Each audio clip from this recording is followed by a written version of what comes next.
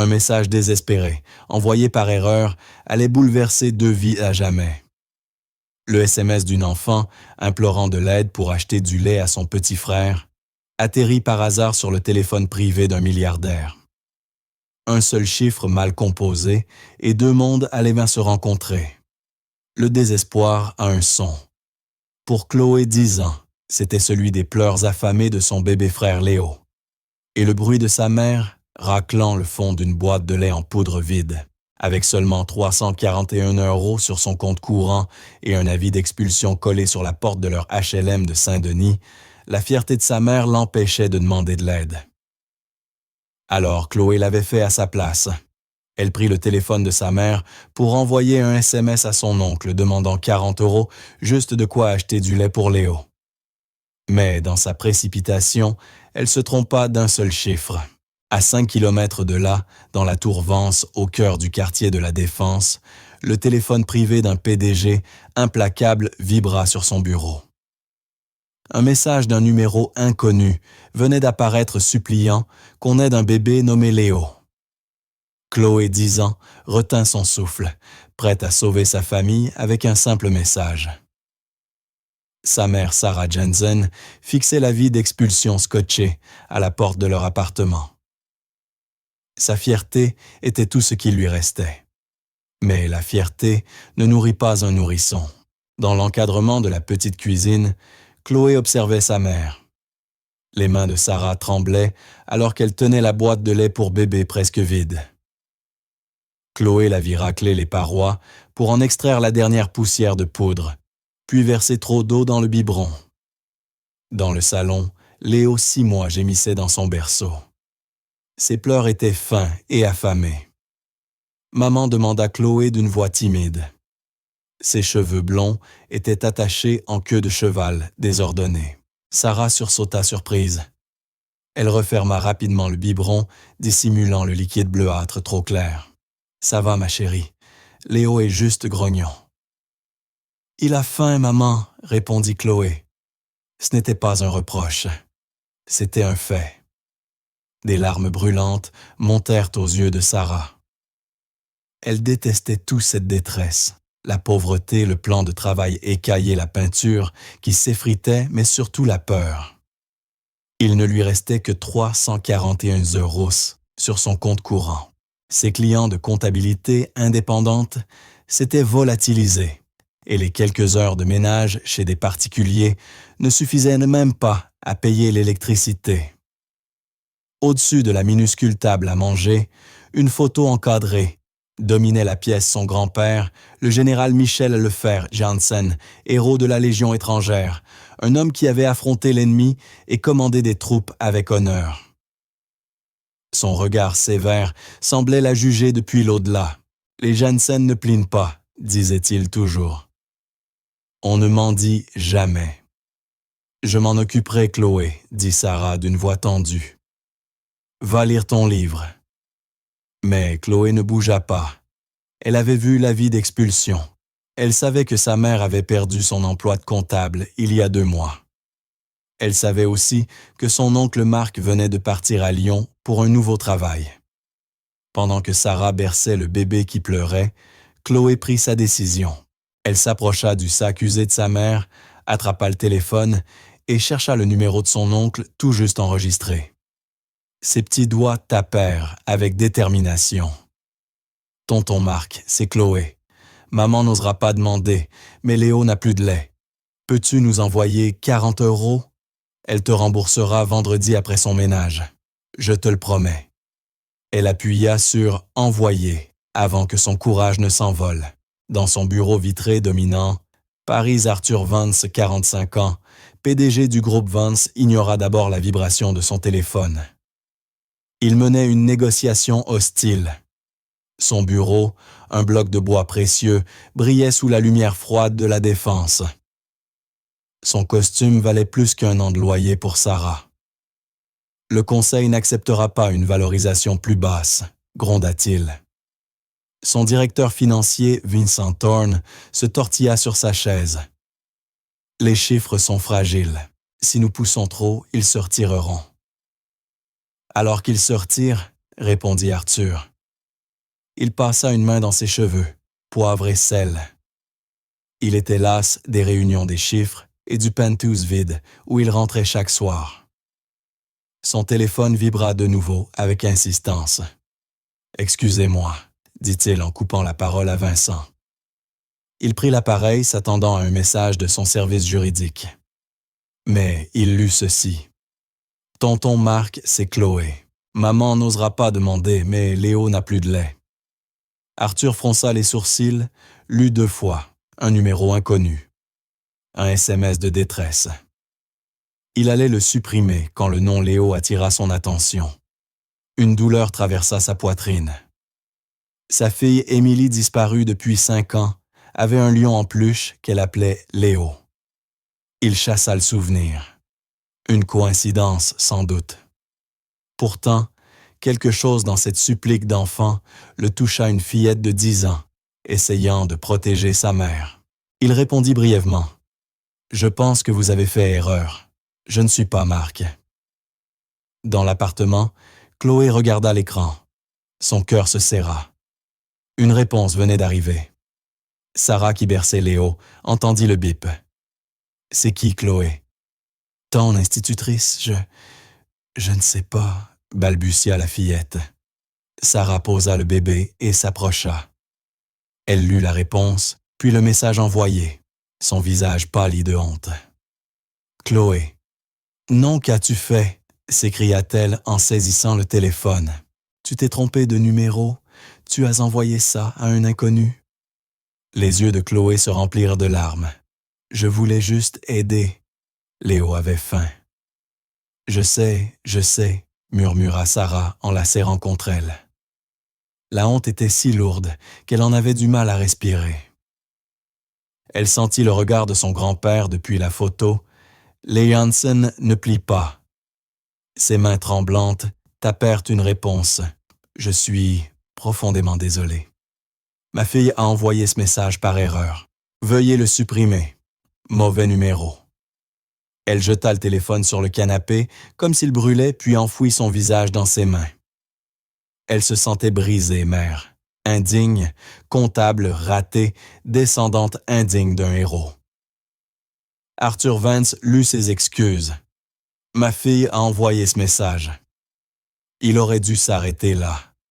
Il aurait dû rappeler Vincent dans son bureau et terminer les détails de la fusion. Ce n'était pas son problème.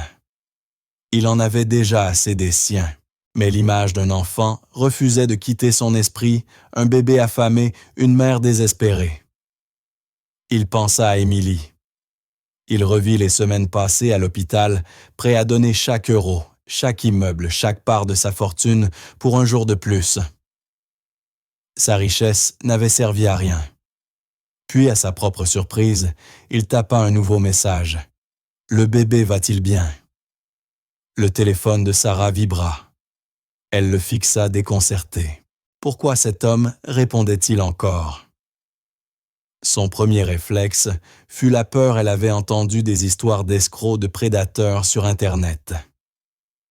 Mais la fatigue et la détresse furent non plus fortes que la prudence. Elle prit l'appareil et écrivit d'un ton sec. « Nous nous débrouillerons. Désolé de vous avoir dérangé. » La réponse arriva presque aussitôt. « Ce n'est rien. Je peux aider. » Sarah eut un petit rire amer. « Aider. » Dans son expérience, l'aide des hommes s'accompagnait toujours de fils invisibles, lourds étouffants.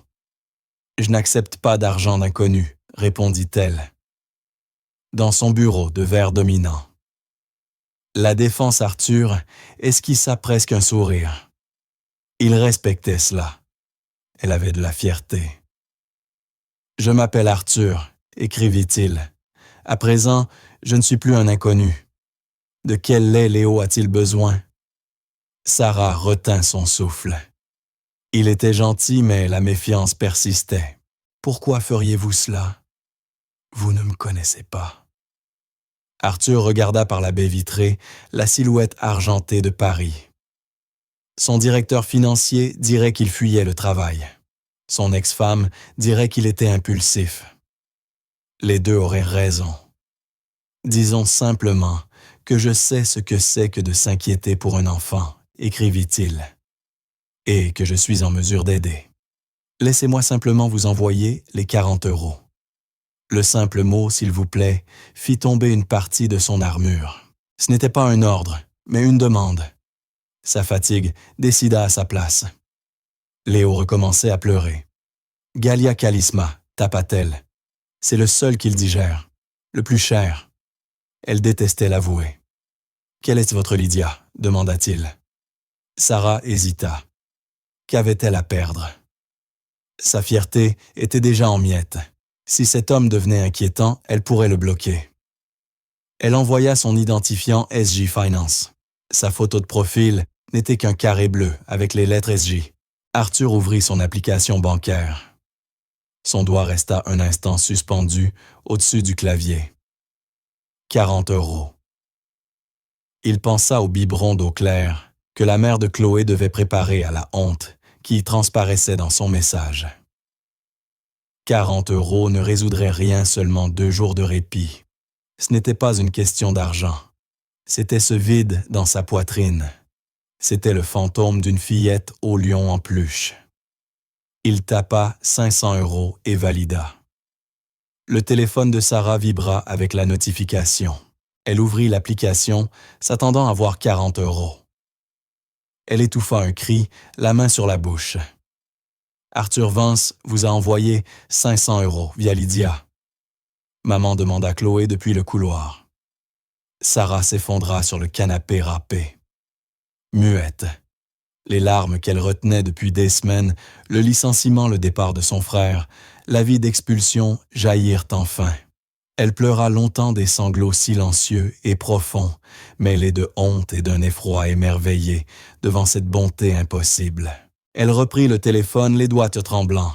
« C'est trop. Je ne peux pas accepter. J'avais seulement besoin de 40 €. Je vous renverrai le reste. » La réponse arriva aussitôt. « Achetez des courses. Et quelque chose pour votre fille. Considérez cela comme un prêt. Vous me rembourserez quand vous le pourrez. Prenez simplement soin de vos enfants. » Sarah fixa les mots, les yeux embués. « Merci, tapa-t-elle. Je ne sais quoi dire. Merci, Arthur. » Quelques secondes plus tard, la réponse s'afficha. « De rien, Sarah. Prenez soin de Léo. » Les larmes de Sarah s'interrompirent net. Un frisson plus froid que le vent d'hiver parcourut son dos. Son sang se glaça. Elle fixa l'écran, le cœur battant à tout rompre.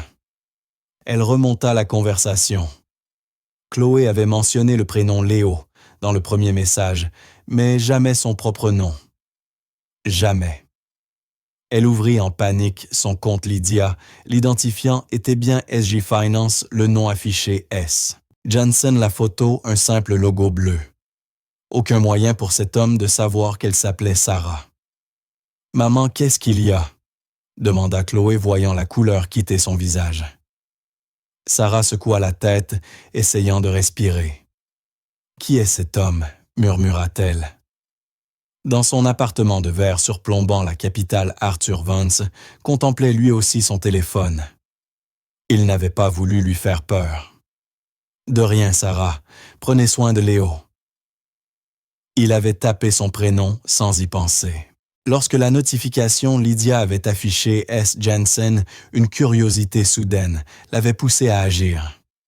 C'était un homme d'information, c'était son arme la plus redoutable en affaires. Il appuya sur l'interphone. « Martine, dit-il à son assistante. J'ai un numéro de téléphone et un identifiant Lydia SJ Finance et S. Jansen. Je veux savoir qui c'est. C'est personnel.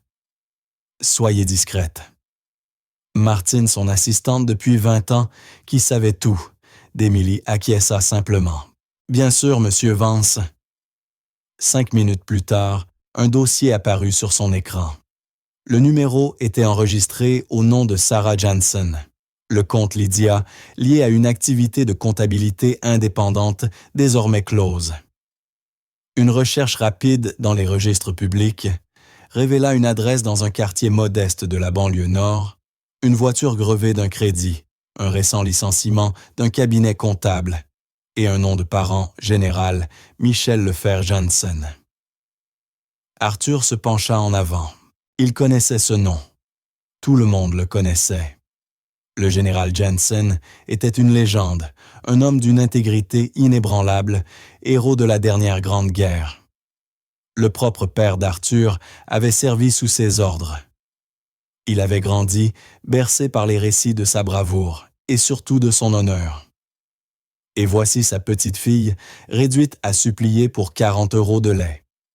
Le contraste était brutal.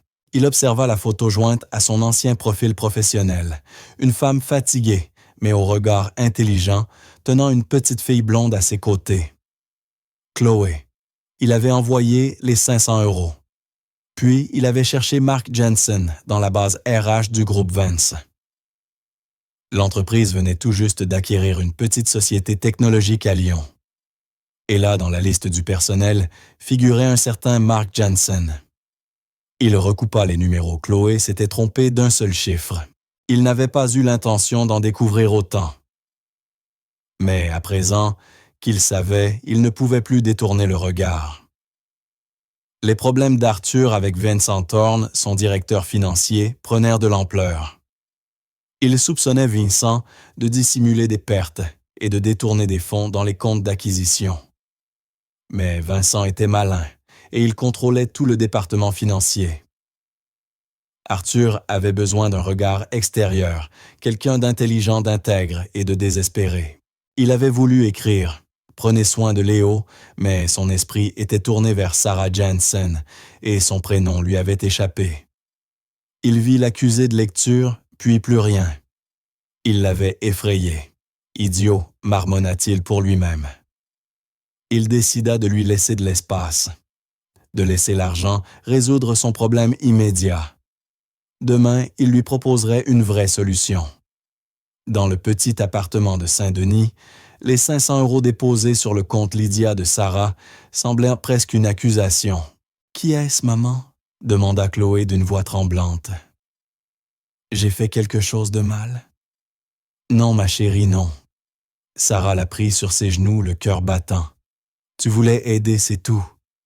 Je ne comprends juste pas comment il connaît mon nom. » Cette nuit-là, elle ne dormit pas.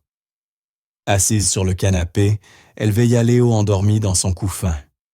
Le souffle paisible du bébé, entrecoupé de petits gémissements affamés, lui transperçait le cœur. Elle leva les yeux vers la photo de son grand-père. « Je suis désolée, grand-père », murmura-t-elle à l'image. « Je suis perdue. » Elle pensa à cet inconnu Arthur. Était-ce une ruse? Allait-il se présenter à sa porte? Avait-elle mis ses enfants en danger pour 500 €? Elle songea à renvoyer l'argent, mais la boîte de lait sur le comptoir était vide. Totalement vide. Léo se réveillerait dans quelques heures et elle n'aurait rien à lui donner. À l'aube, le désespoir l'emporta sur la peur. Elle ne laisserait pas son fils souffrir à cause de sa fierté. Elle transféra 100 € vers son compte courant, juste de quoi acheter du lait des couches et de la nourriture pour la semaine. Le reste resterait intact. Elle le noterait comme un prêt. Elle le rembourserait jusqu'au dernier centime.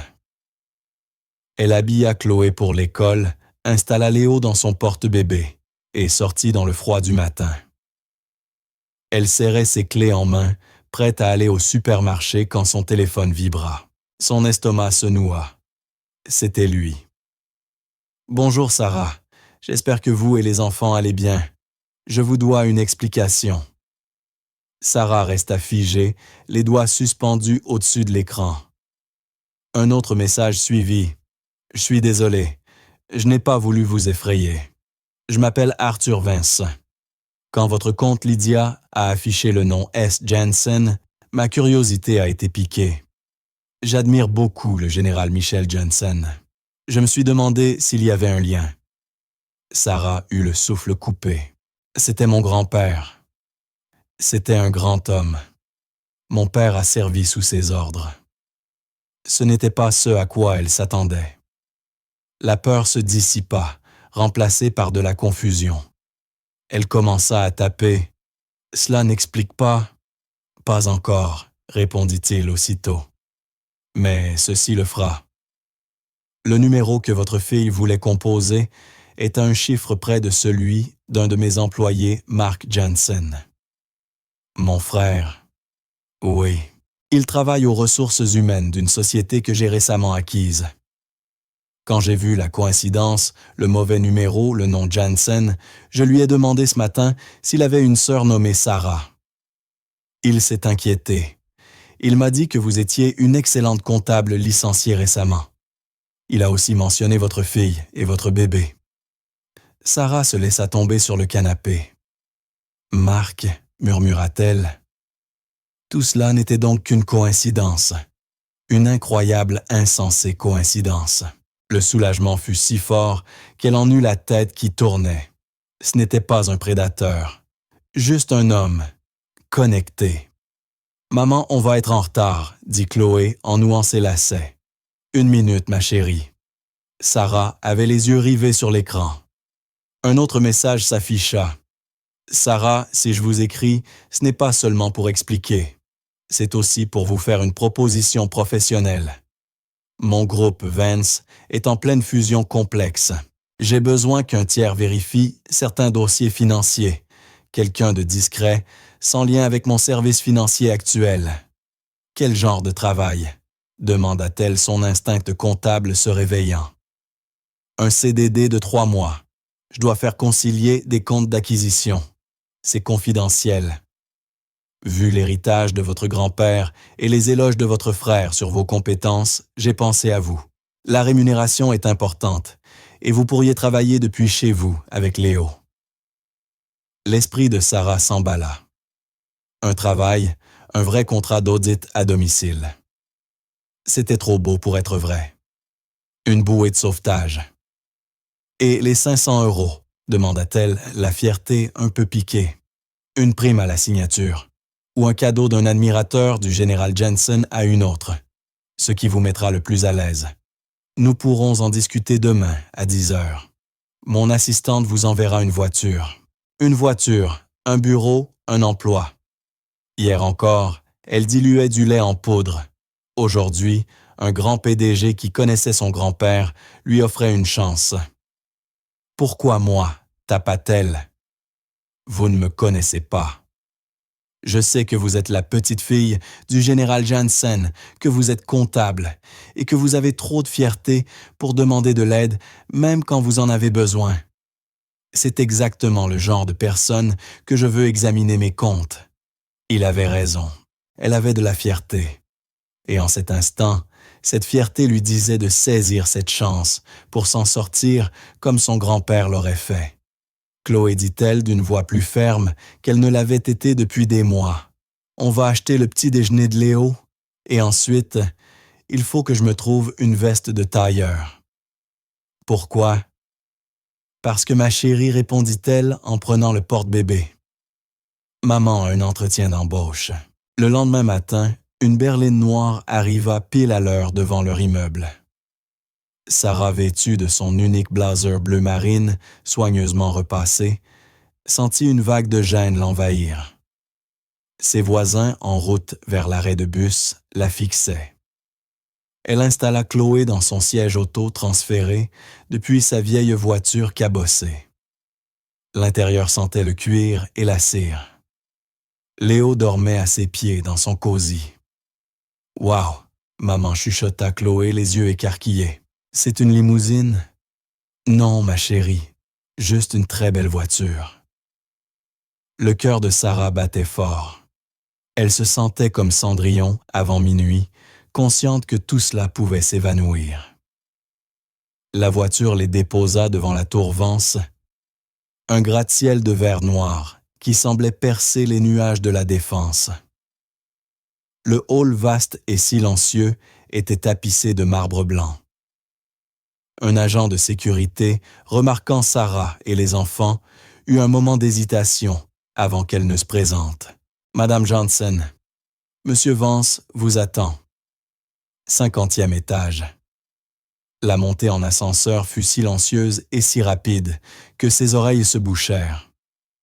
Quand les portes s'ouvrirent, elle entra dans une oasis de calme. La moquette épaisse étouffait les pas, les murs étaient ornés d'œuvres originales. Et la vue sur Paris la coupa littéralement du souffle. Derrière un grand bureau de verre, une femme d'une soixantaine d'années, aux cheveux argentés, parfaitement coiffée et vêtue d'un tailleur sur mesure, leva les yeux vers elle. Elle ressemblait, pensa Sarah, à un faucon gardant une forteresse. « Madame Jensen, dit-elle d'une voix claire, je suis Martine, l'assistante de direction de Monsieur Vance. » Sa voix n'était pas désagréable, mais dénuée de toute chaleur. Elle jeta un regard rapide à Chloé et au porte-bébé. « Il m'a prévenu que vous viendriez avec vos enfants. »« Je suis désolée, » répondit Sarah en redressant le menton. « Je n'ai pas trouvé de solution de garde aussi vite. Ce n'est pas un problème. Monsieur Vance a prévu une salle de réunion pour vous. Suivez-moi, je vous prie. » Martine la conduisit, non pas dans le bureau d'Arthur, mais dans une petite salle vitrée élégante et confortable, avec une table, plusieurs fauteuils, et au sol, une boîte remplie de jouets neufs. Chloé poussa un petit cri de surprise. « Vous pouvez vous installer. Monsieur Vance arrivera dans un instant. » Martine marqua une courte pause à la porte. « Il est actuellement en réunion avec Monsieur Thorne, notre directeur financier. » La façon dont elle prononça Monsieur Thorne était subtile, mais Sarah, experte en lecture entre les lignes, y perçut une nuance de dégoût à peine voilée. Elle installa le porte-bébé sur une chaise, et Chloé, déjà captivée par les jouets, s'assit sagement à même le sol. Sarah inspira profondément pour calmer ses nerfs. C'était un bureau, un vrai, et elle connaissait les bureaux. La porte s'ouvrit. Arthur Vance était plus grand qu'elle ne l'avait imaginé. Il portait un costume gris, anthracite, sans cravate, ses cheveux poivre et cils légèrement ébouriffés, comme s'il s'était passé la main dedans plusieurs fois. Il ressemblait davantage à un prédateur en mouvement qu'à un PDG lisse et polissé. Ses yeux d'un gris acier intelligent croisèrent de les siens. « Sarah, merci d'être venue. » Il ne lui tendit pas la main, ce dont elle lui sut gré les siennes était moite. « Monsieur Vance, merci pour tout ceci, » répondit-elle en désignant la salle. « Arthur, s'il vous plaît, asseyez-vous. » Il prit place en face d'elle, ignorant les jouets et le bébé. Tout en lui respirait le contrôle. « Je vais être direct, dit-il. Je ne fais plus confiance à mon directeur financier, Vincent Thorne. » Sarah écarquilla les yeux. Ce n'était pas une accusation voilée. « Depuis 6 mois, reprit Arthur en se penchant en avant, j'ai la conviction qu'il cache quelque chose.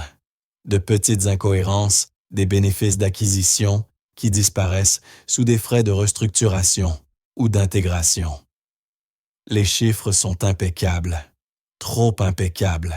Mes auditeurs internes, tous sous sa responsabilité, ne trouvent rien.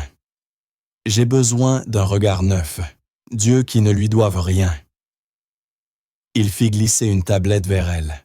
« Voici les bilans définitifs de l'acquisition Austin Tech, celle où travaille votre frère. Vincent les a validés hier. » Sarah n'était plus une mère désespérée. Elle redevenait comptable. C'était son langage. Elle attrapa la tablette de ses doigts, retrouvant leur précision instinctive. Elle fit défiler les tableaux, croisa les rapports avec les écritures ligne par ligne. Son cerveau engourdi depuis des mois reprenait feu. Pendant 5 minutes, le seul son fut celui des clics sur l'écran et des jouets que Chloé faisait teinter doucement. « Ici, » dit-elle enfin, désignant une ligne de code.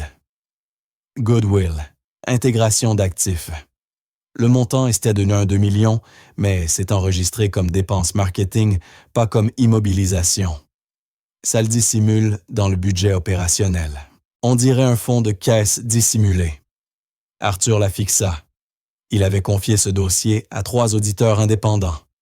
Aucun n'avait repéré cela aussi vite. Et ici, ajouta Sarah la voix plus assurée. Frais de déplacement remboursés.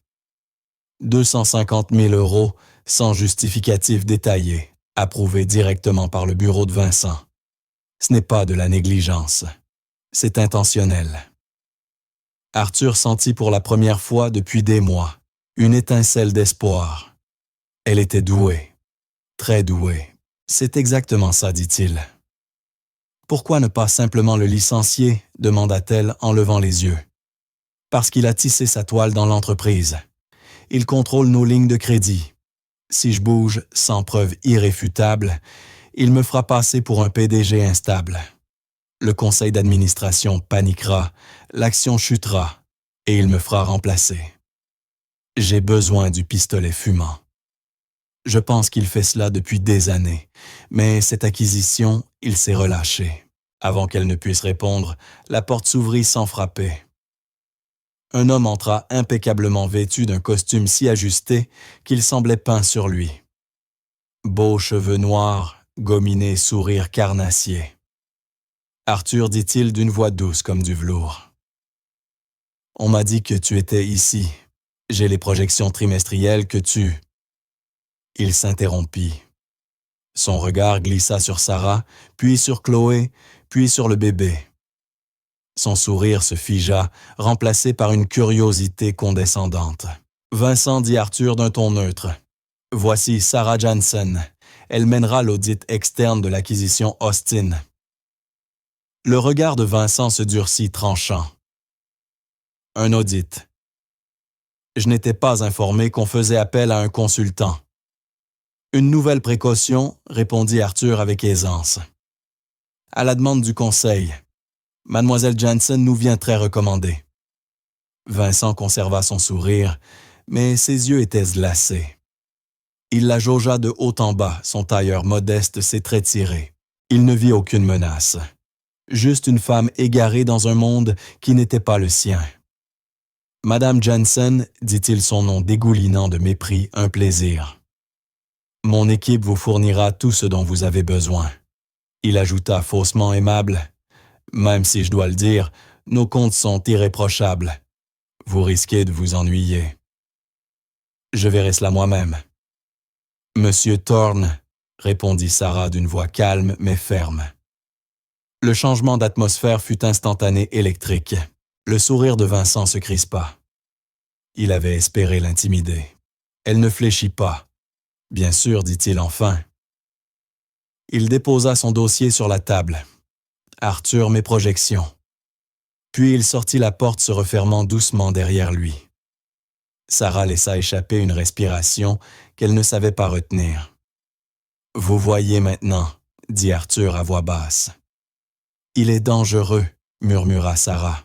« Il l'est, répondit Arthur calmement. « C'est pour cela que vous travaillerez depuis chez vous. Vous aurez accès à nos serveurs via ceci. » Il poussa vers elle un ordinateur portable flambant neuf à haut de gamme, accompagné d'un disque dur sécurisé. « Vous ne rendrez de compte qu'à moi. Votre nom n'apparaîtra sur aucune liste du personnel. Pour Vincent, vous serez une intérimaire de bas niveau, chargée de vérifier les fautes de frappe. » Il se leva. « Votre contrat est de 20 000 € pour 3 mois de travail. Les 500 € n'étaient qu'un début. J'ai besoin de la vérité, Sarah. Pouvez-vous la trouver? » Sarah regarda sa fille absorbée par les jouets, puis son bébé endormi, repu du bon lait qu'elle avait enfin pu lui acheter. Enfin, elle sortit de son portefeuille la vieille photo de son grand-père. On ne m'en dit pas. Elle se leva à son tour. « Je ne suis pas une espionne, monsieur Vance. Je suis comptable. »« Je ne vous demande pas d'espionner, » répondit-il. « Je vous demande de faire votre travail mieux que quiconque. » C'était sa porte de sortie. Pas une aumône, un combat. Un combat qu'elle savait mener. « Je peux la trouver, » dit-elle simplement. « Je n'en doute pas. » Le regard d'Arthur s'adoucit pour la première fois. Mon père disait que le général Jansen pouvait voir la vérité d'un homme rien qu'en le regardant. Il disait que cette intégrité coulait dans le sang. Je compte dessus. Sarah Jansen, petite fille, d'un héros mère de 2 enfants et désormais auditrice secrète, saisit l'ordinateur portable. « Quand est-ce que je commence? » « C'est déjà fait, » répondit Arthur. Les premiers jours furent un tourbillon. Son petit appartement, autrefois prison de détresse, devint son quartier général. Les 20 000 € du contrat avaient été virés sur son compte. Elle paya son loyer, en retard, régla la facture d'électricité, fit 2 semaines de courses, acheta le lait Gallia, sans même regarder le prix. La peur constante. Comment vais-je nourrir mes enfants s'était envolée, remplacée par une autre plus aiguë, celle d'échouer. L'ordinateur qu'Arthur lui avait donné était une forteresse. Elle travaillait jusque tard, dans la nuit, longtemps après que Chloé se soit endormie, Léo dormant dans son couffin près d'elle. L'appartement n'était rythmé que par le cliquetis des touches et la respiration paisible du bébé. Elle n'était plus seulement comptable. Elle était archéologue, fouillant les ruines numériques des acquisitions de Vincent Thorne. Les 1,2 million d'euros du fonds occulte n'étaient que la partie émergée de l'iceberg. Elle découvrit des employés fantômes sur les feuilles de paie d'entreprise, racheter leur salaire, redirigés vers un compte offshore. Elle trouva des factures de services de conseil émises par une société écran qui, après des heures de recoupement, s'avéra enregistrée au nom du beau-frère de Vincent. Ce n'était pas du détournement mineur. C'était une opération sophistiquée à plusieurs millions. Sarah en eut la nausée. Elle n'était qu'une comptable dans un F3 de banlieue. Lui, un directeur financier puissant. S'il découvrait ce qu'elle faisait, que ferait-il à une mère célibataire avec 2 enfants? Elle leva les yeux vers la photo du général Jansen. Son grand-père avait affronté des ennemis armés. Le sien maniait les tableurs. Intégrité, Sarah entendit-elle dans sa tête. Ce ne sont que des chiffres. Trouve la vérité. Elle sauvegarda ses découvertes sur le disque dur chiffré, prit des notes méthodiques, documentant chaque étape. Elle construisait un dossier brique après brique. Pendant ce temps, au 50e étage, Vincent Thorne ne trouvait plus le sommeil. Il avait d'abord méprisé la consultante, Sarah Jansen, une inconnue, une faveur d'Arthur, sans doute une forme de pitié. Mais le mensonge d'Arthur, une demande du conseil d'administration, l'avait troublé. Alan lança-t-il dans le haut-parleur à son responsable de la sécurité informatique. Le protocole d'audit qu'Arthur a mis en place. Je veux savoir ce qu'il consulte. Je ne peux pas voir le contenu. Monsieur Thorne, répondit Alan d'une voix métallique. Monsieur Vance a utilisé ses identifiants exécutifs. Le flux est entièrement chiffré, mais je vois les zones consultées, le dossier de fusion Austin, dépenses d'acquisition et paiement fournisseur. Vincent se figea. Le sang lui glaça dans les veines. C'était elle, cette femme épuisée avec son bébé. Elle n'était pas là pour corriger des fautes de frappe. Arthur avait placé un chien de garde sur lui. Un fantôme, grogna-t-il. Un fantôme qui fouille ma maison. Monsieur, je veux que vous traquiez sa connexion. À la seconde où elle accède au serveur, vous m'alertez. Et préparez un nouveau fichier. Quel genre de fichier? Un piège à miel. Nous allons glisser de fausses factures fournisseurs dans le dossier Austin. Faites-les paraître suspectes, exactement du genre d'anomalie qu'elles cherchent. Et elles mèneront ou à une impasse, répondit Vincent, un sourire cruel effleurant ses lèvres. Mais elles installeront aussi un traceur sur sa machine. Je veux savoir qui est ce fantôme, où elle est et ce qu'elle trouve. Il est temps de voir si elle est vraiment une menace, ou juste un chien errant ramassé par Arthur. La pression montait pour Sarah. Elle était chez elle, mais à peine présente. Elle préparait le petit déjeuner de Chloé, les yeux rivés à l'écran. Elle nourrissait Léo tout en suivant des transferts bancaires. Un après-midi, Chloé rentra de l'école et s'affala à la table de la cuisine. « Alors, ma chérie, comment s'est passée l'école ?» demanda Sarah sans lever les yeux de l'écran. « Bien. Tu as fini tes devoirs de maths? »« Oui. » Le silence s'étira. Sentant la tension, Sarah leva enfin la tête. Chloé fixait la table, les cheveux blonds tombant devant son visage. « Chloé, qu'est-ce qu'il y a ?» Aucune réponse. Le cœur de Sarah se serra. Elle se leva, s'agenouilla à côté de sa fille et écarta doucement ses mèches. Les yeux de Chloé étaient rouges. « Parle-moi, ma puce. C'est juste que... » murmura-t-elle, la lèvre tremblante. « Ashley a dit que mes chaussures étaient moches. Celles de la boîte à dons de l'église.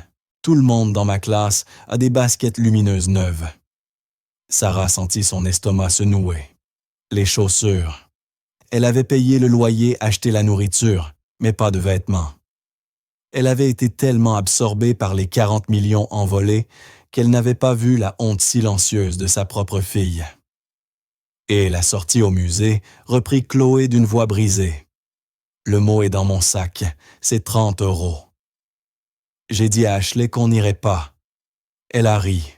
Elle a dit « Évidemment, vous êtes pauvre. » Sarah serra sa fille contre elle, les larmes aux yeux. Les 500 € d'Arthur lui avaient pas semblé un miracle.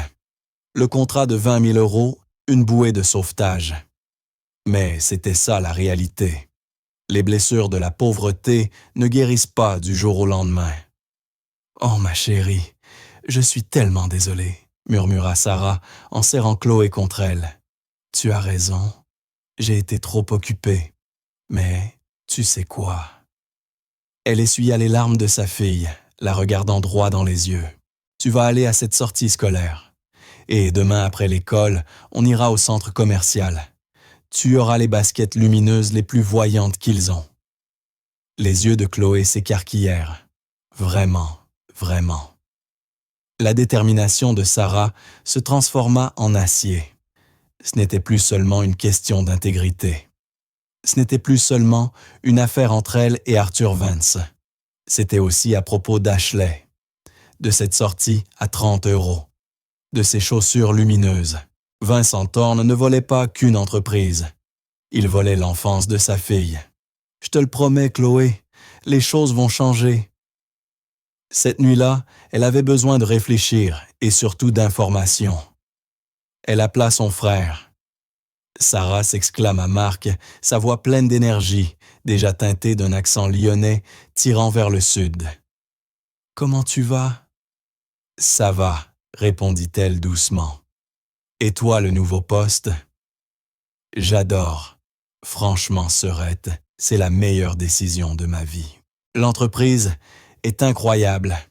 Le groupe Vance nous soutient et mon nouveau patron est un génie. » Une boule se forma dans la gorge de Sarah. « Ah oui, comment il s'appelle? »« Notre directeur financier, un certain Vincent Thorne. Il vient parfois du siège. Il est exceptionnel. Il a invité toute l'équipe dirigeante à un dîner gastronomique. Il a dit qu'on représentait l'avenir du groupe. » Sarah serra plus fort son téléphone. Il a l'air généreux. Complètement, il récompense le talent. C'est exactement le genre de patron que j'ai toujours voulu. Pourquoi? Tu le connais? Elle dut mentir, et le goût de ce mensonge était amer. Non, pas vraiment. Son nom est apparu dans des documents que j'audite pour un client. Le monde est petit. Eh bien, si ton client bosse avec lui, il est entre de bonnes mains, répondit Marc avec enthousiasme. Marc écoute, dit Sarah en changeant brusquement de sujet. Je sais que j'ai dit que je n'avais pas besoin d'aide, mais ça a été très dur. Je sais, Sarah, dit-il doucement. J'aurais dû m'en douter. Je vais t'envoyer un peu d'argent. Non, répondit-elle trop vite. Ce n'est pas pour ça que j'appelle. Je vais bien maintenant. J'ai décroché un gros contrat. Je voulais juste ne plus faire semblant que tout allait bien. Tu es une Jensen, dit-il avec tendresse. Tu as la fierté du grand-père. Mais tu n'as pas à tout porter seule, Sarah. Je suis là. Lorsqu'elle raccrocha, ses mains tremblaient. C'était pire qu'elle ne l'avait imaginé. S'il s'avérait qu'elle exposait Vincent, elle ne dénonçait pas seulement un criminel. Elle détruirait la nouvelle vie de son frère. Elle ferait tomber son héros. Elle tourna les yeux vers le disque dur crypté posé sur la table. C'était plus grand qu'elle, plus grand que Marc. C'était une question de vérité. Elle rouvrit l'ordinateur et se reconnecta au serveur. Elle devait finir ce qu'elle avait commencé. Et aussitôt connecté, un nouveau dossier apparut dans le répertoire de l'acquisition Austin Tech VTech. Projections futures et factures impayées. Urgent. C'était grossier, trop évident, exactement le genre d'anomalie qu'elle traquait. Le piège. Sarah fixa l'écran. Son cœur battait fort, mais pas d'excitation, de méfiance. Elle était méticuleuse. Et Vincent Thorne, pour toutes ses fautes, l'était aussi. Cet homme qui dissimulait des millions via des sociétés écrans n'allait pas soudain laisser un dossier marqué urgent traîner bien en vue. C'était de l'appât. Il avait compris qu'on creusait. Il voulait voir ce qu'elle ferait. Il la testait. Pire, il la piégeait. S'il avait inséré un tracker dans ses fichiers, l'ouvrir reviendrait à lui offrir son emplacement, son écran, peut-être tout son ordinateur. Sarah regarda l'ordinateur qu'Arthur lui avait confié. C'était sa bouée de sauvetage. Elle ne pouvait pas prendre ce risque. Elle le referma d'un geste sec. Chloé lança-t-elle d'une voix calme. « Je dois passer à la bibliothèque pour imprimer quelques papiers. Madame Petroff va écouter si Léo se réveille. Je reviens dans 1 heure. » La bibliothèque municipale à 10 pâtés de maison sentait le papier et la cire. Elle y trouva une rangée d'ordinateurs publics. Sarah s'assit au fond, alluma un terminal et se connecta au Wi-Fi de la bibliothèque. De là, elle lança un serveur anonyme temporaire dans le cloud, une astuce apprise lors d'un séminaire de comptabilité judiciaire. Par ce biais, elle accéda au serveur du groupe Vance sans laisser la moindre trace. Elle était un fantôme, dans le système son adresse IP masquée. Elle navigua jusqu'au dossier urgent. Elle ne l'ouvrit pas. Elle inspecta ses propriétés, les métadonnées. Et là, dans les commentaires intégrés du tableau principal, elle le vit, une ligne de code, un pixel espion. Il renvoyait vers un serveur bien précis, celui d'un prestataire informatique personnel de Vincent Thorne. Il ne se contentait pas de surveiller. Il tendait un piège. Sarah eut un sourire froid. Il l'avait sous-estimée. Il la prenait pour une mère fatiguée, une intérimaire sans envergure. Il n'avait aucune idée de qui il affrontait. Elle se déconnecta. Rentrerait à pied l'esprit clair. Ce soir-là, elle mit son plan à exécution. Elle ralluma son ordinateur sécurisé, se connecta de nouveau au serveur Vance, et cette fois, elle ouvrit le dossier piégé. Elle téléchargea les fichiers, déclenchant volontairement le tracker. Vincent ou son technicien Alan seraient aux aguets. Elle devait leur donner un spectacle. Elle passa 2 heures à analyser les fausses factures, puis créa un nouveau document qu'elle intitula « Audit », rapport préliminaire. Elle écrivit « Les premiers constats révèlent des incohérences significatives dans le dossier VTech, factures impayées. Plusieurs fournisseurs semblent fictifs avec des paiements validés par un cadre intermédiaire. Cela indique une fraude à un niveau moyen. Montant estimé 85 000 €. Elle fit en sorte que cela paraisse compétent, mais pas trop. Elle donna à Vincent exactement ce qu'il voulait voir, une piste anodine sans danger. Elle sauvegarda le rapport, ferma l'ordinateur et alla se coucher. Au 50e étage, Alan, le responsable IT, transféra l'alerte à Vincent Thorne, qui sirotait un scotch tard dans la nuit dans son penthouse. « Elle a mordu à l'hameçon, Monsieur Thorne », disait le mail d'Alan. « Le tracker est actif. Nous voyons maintenant l'arborescence de ses fichiers locaux. Capture d'écran du rapport en pièces jointes. Elle court après les 85 000 €. » Vincent éclata de rire. 85 000 €. Parfait. Il s'était inquiété pour rien. Cette Sarah Jansen était exactement ce qu'il croyait, une pousseuse de livres, pas une chasseuse. Aucune menace. Très bien, répondit Vincent. Laissez-la creuser ça quelques jours. Ensuite, Arthur la paiera pour son audit et elle retournera à sa petite vie. On coupera son accès serveur vendredi. Cette distraction m'ennuie. Il but une gorgée déjà, en train de penser à sa prochaine acquisition. Les 3 jours suivants, Sarah joua le rôle du mauvais enquêteur modèle. Connexion régulière, aller-retour sur les faux fichiers tonnes de notes dans un rapport factice. Mais hors ligne, le vrai travail commença. Elle savait que le tracker sur son portable était un risque. Elle ne l'utilisa donc pas. Retour à la bibliothèque. Chaque jour, 3 heures, pendant que Chloé était à l'école et qu'une voisine de confiance gardait Léo Sarah, utilisait les postes publics. Vincent s'attendait à ce qu'elle fouille l'acquisition Austin. Il surveillait la porte d'entrée. Alors Sarah passa par l'arrière. Elle arrêta de regarder les filiales et s'attaqua à la maison mère Groupe Vance. Elle ne cherchait pas seulement l'argent volé, mais l'argent blanchi. Où allait-il après le détournement? Elle zappa la comptabilité, fournisseur, zappa les acquisitions. Elle alla dans un domaine que presque personne n'audite vraiment, le mécénat d'entreprise.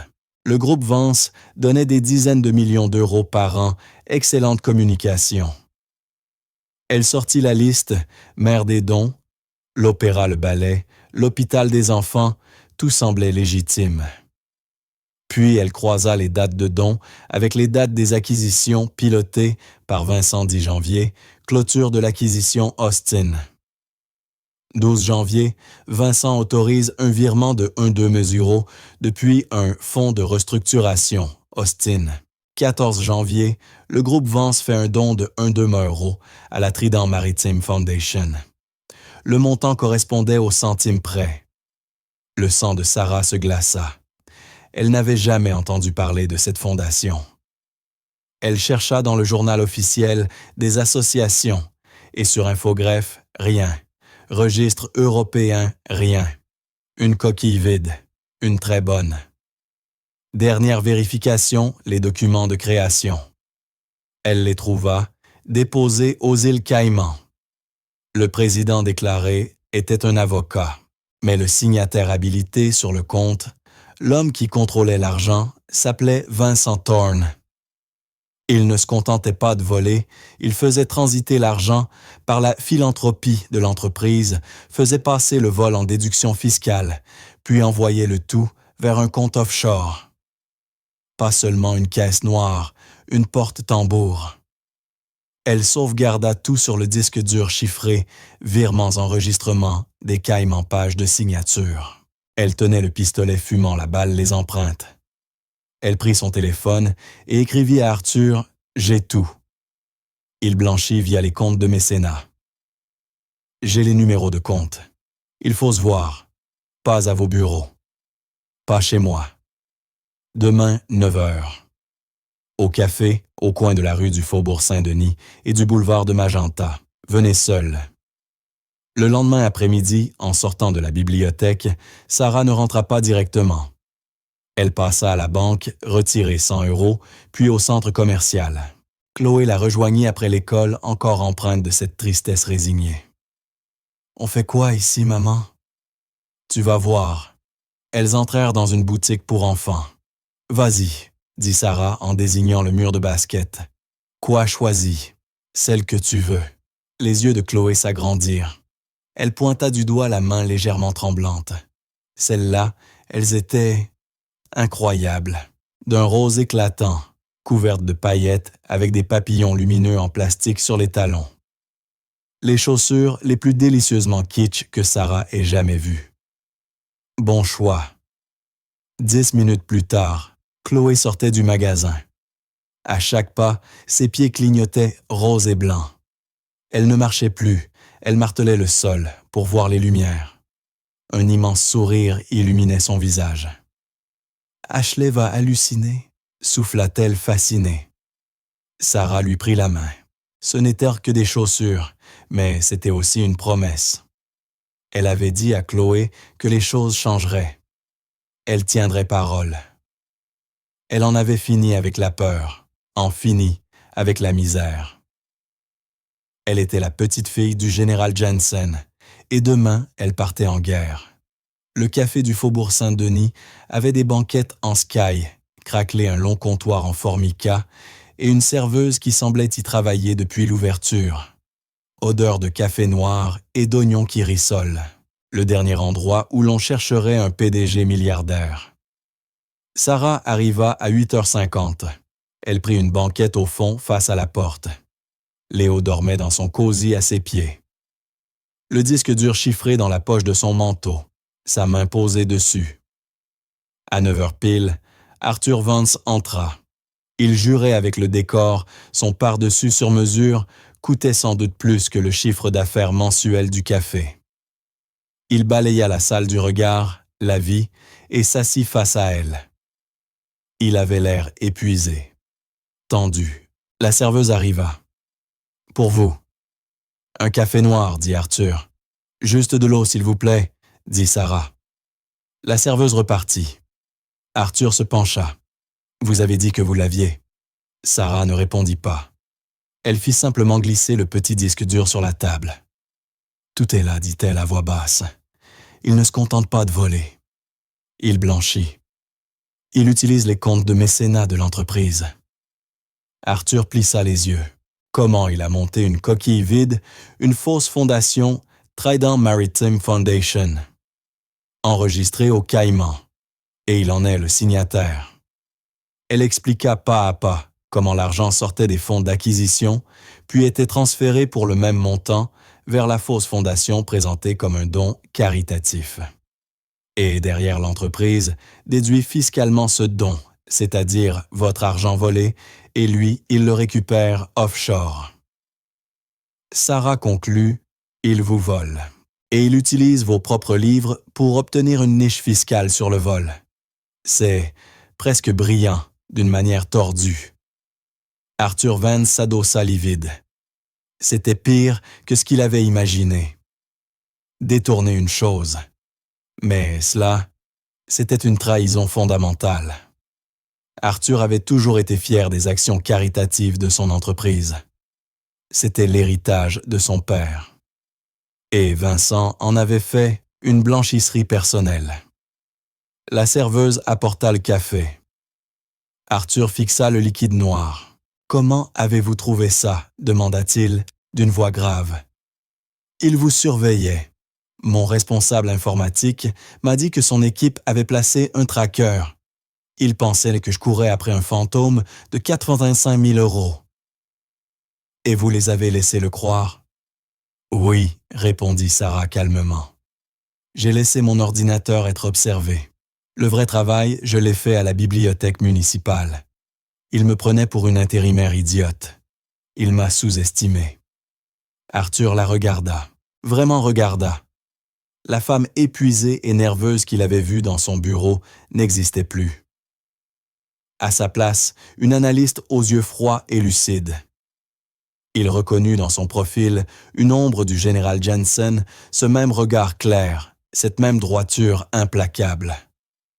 L'intégrité dans le sang. « Il n'est pas le seul à vous avoir sous-estimé, » dit Arthur. « Moi aussi. Je vous ai engagé pour trouver une fuite.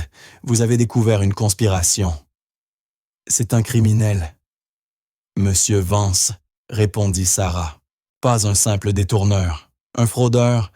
Toutes les preuves sont là, virement bancaire, code document d'enregistrement au Caïman avec sa signature. » Et votre frère demanda à Arthur doucement.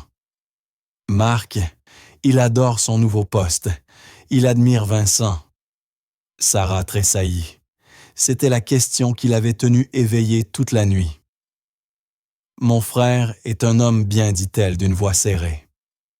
Mais c'est aussi une victime. Vincent l'utilise comme tout le monde. La vérité est la vérité. Marc devra la voir.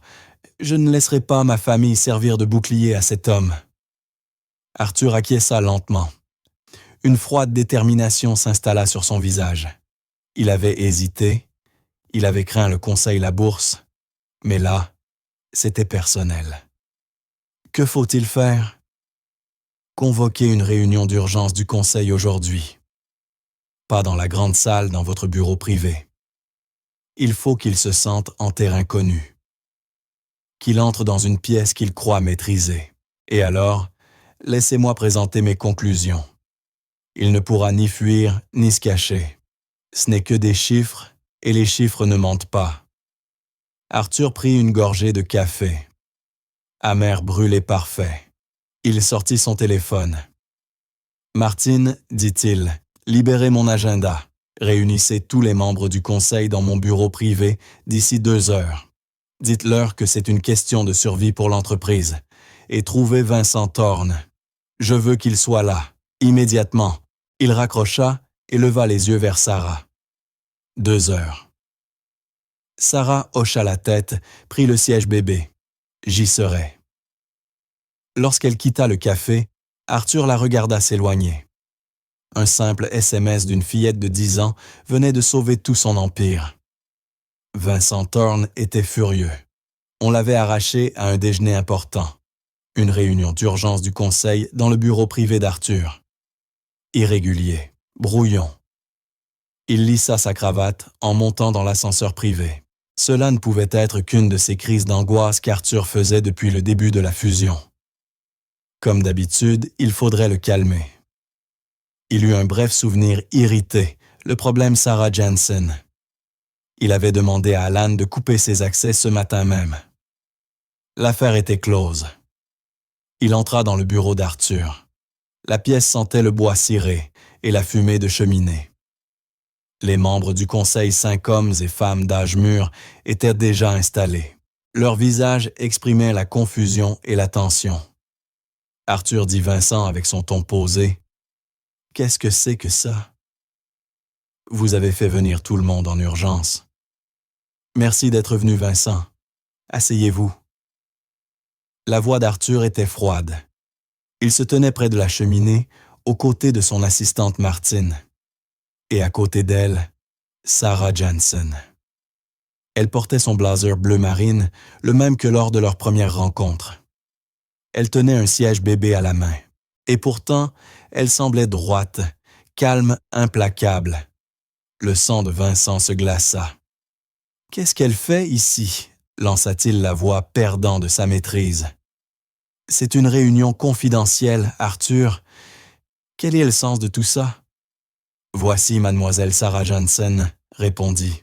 « Arthur, vous vous souvenez, la petite intérimaire que j'ai embauchée? »« C'est absurde, » s'exclama Vincent en se tournant vers le conseil.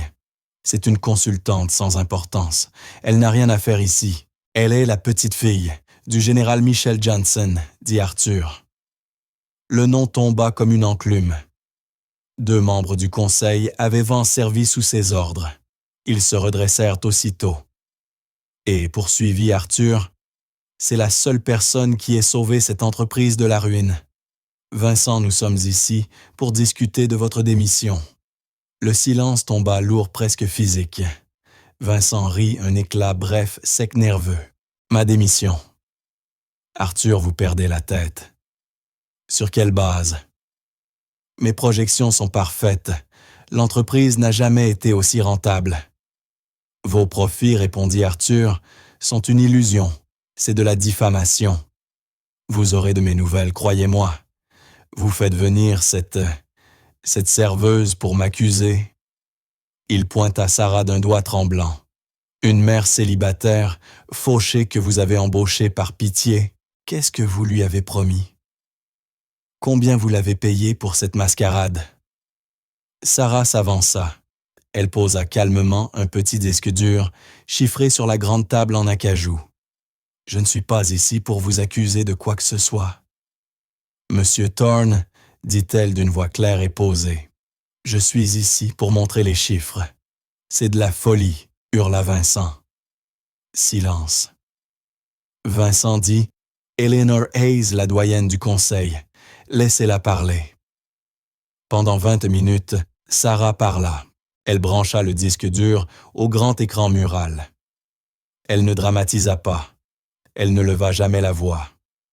Elle montra les tableaux, les fonds de réserve, les employés fantômes. Puis vint le coup final, la Trident Maritime Foundation. Monsieur Thorne n'a pas simplement détourné 40 millions d'euros en 5 ans, expliqua-t-elle son curseur sur le dernier virement. Il les a déguisés en dons caritatifs. Il a volé cet argent, puis il a utilisé le vol pour obtenir une déduction fiscale pour la société. Une déduction qui, d'après mes vérifications, a servi à justifier sa propre prime de performance.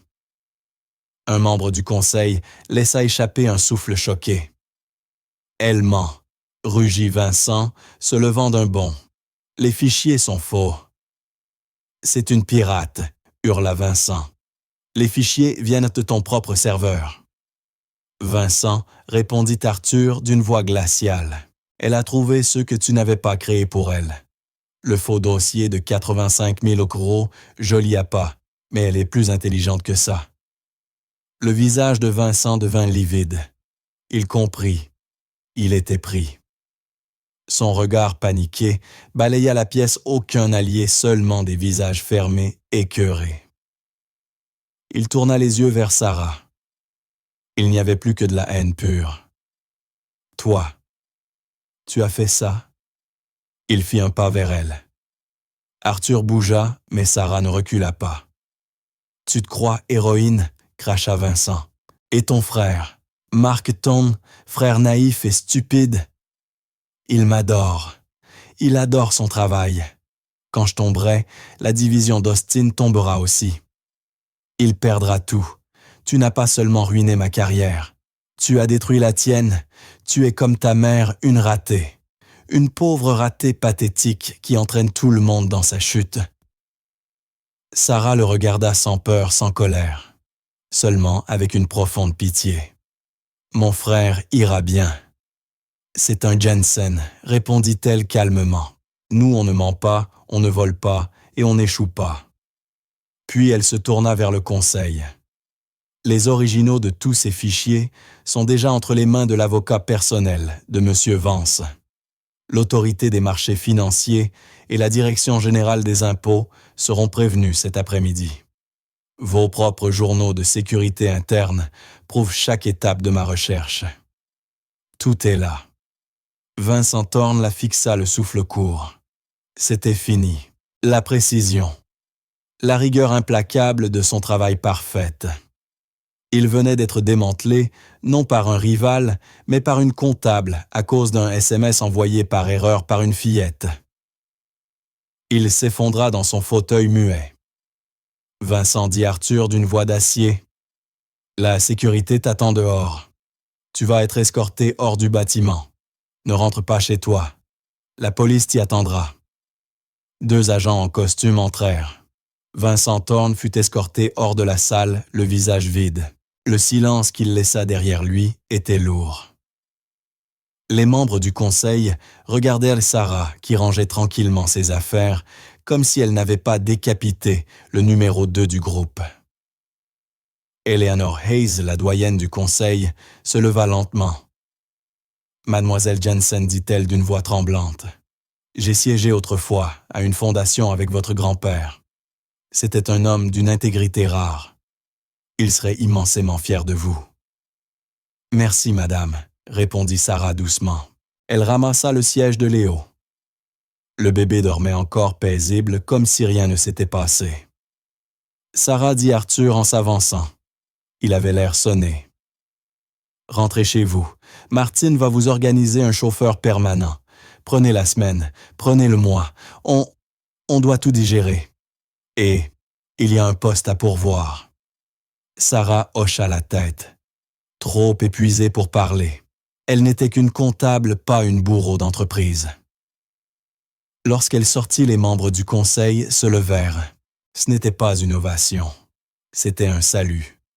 Un geste de respect. Ce soir-là, son appartement paraissait toujours petit, mais il était enfin sûr. Chloé dormait ses baskets lumineuses, posées près du lit, clignotant faiblement dans le noir. Sarah s'assit sur le canapé, le même où quelques semaines plus tôt, elle avait pleuré de désespoir et appela son frère. « Sarah. »« Qu'est-ce qui se passe ?» demanda Mark paniqué. « Je viens de recevoir une alerte. La division d'Austin est gelée. Ils ont arrêté Vincent Thorne. Ils parlent de fraude. Ce n'est pas vrai, dis-moi que ce n'est pas vrai. » Sarah prit une grande inspiration. « Mark, c'est vrai. Tout. C'est moi qui l'ai découvert. Un long silence tomba.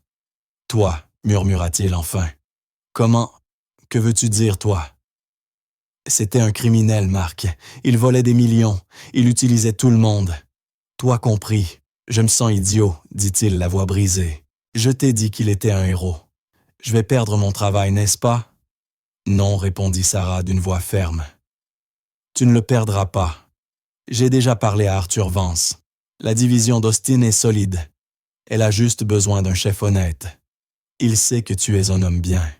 Tu es un Janssen, et il a besoin de quelqu'un en qui il peut avoir confiance.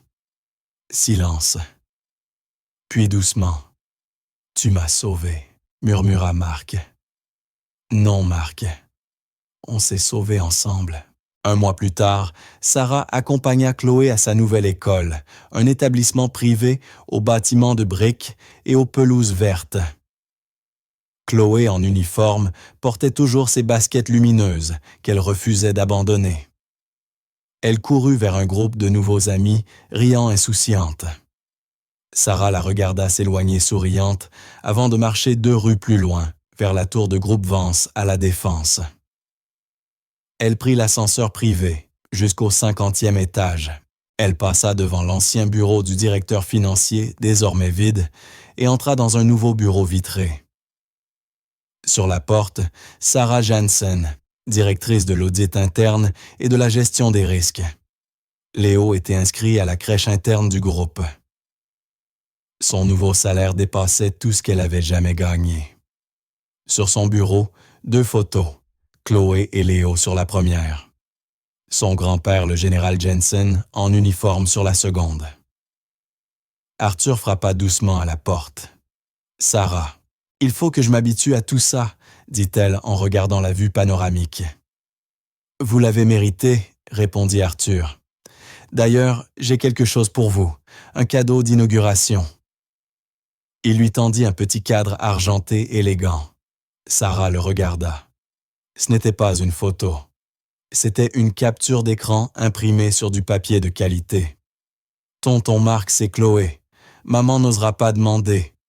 Il nous faut 40 € pour le lait de Léo. » Sarah leva les yeux surprise. « J'en garde une copie sur mon propre bureau, » dit Arthur avec un sourire attendri. « Ça me rappelle que toute cette entreprise, l'héritage de mon père, a été sauvé par une fillette de 10 ans qui voulait juste nourrir son petit frère. » Les larmes montèrent aux yeux de Sarah. Elle posa le cadre sur son bureau à côté de la photo du général. « Ça me rappelle, dit-elle avec un sourire, qu'il faut toujours vérifier le numéro avant d'appuyer sur envoyer. » Arthur sourit. « Bienvenue dans l'entreprise, Madame Janssen. » Il la laissa à son travail. Sarah s'adossa à son fauteuil. Le message d'une petite fille reposait désormais à côté du regard fier du général. Elle leva les yeux vers la ville qui s'étendait devant elle, Paris immense lumineuse. Et pour la première fois de sa vie, elle se sentit vraiment profondément en sécurité. Et c'est ainsi que nous quittons Chloé, Sarah et Arthur. Un rappel que parfois le bon numéro est celui que l'on compose par erreur.